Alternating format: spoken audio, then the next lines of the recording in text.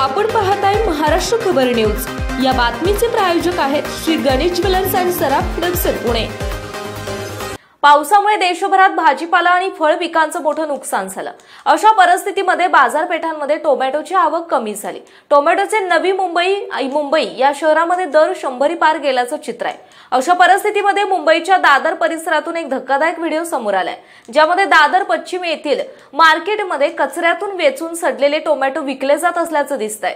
पावसाळा सुरू होताच टोमॅटोच्या दरामध्ये सातत्याने वाढ होताना दिसतेय। टोमॅटोचे दर 100 पार पोहोचलेत। आता टोमॅटो गतवर्षीचे रेकॉर्ड्स मोडणार का हे पाहणं महत्त्वाचं ठरणार।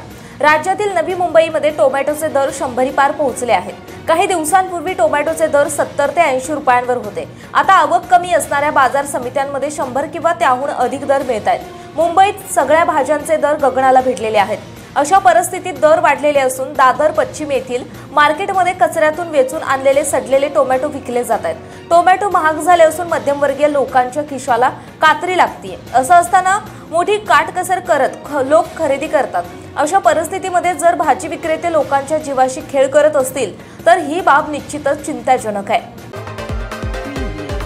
आपण पाहताय महाराष्ट्र खबर न्यूज।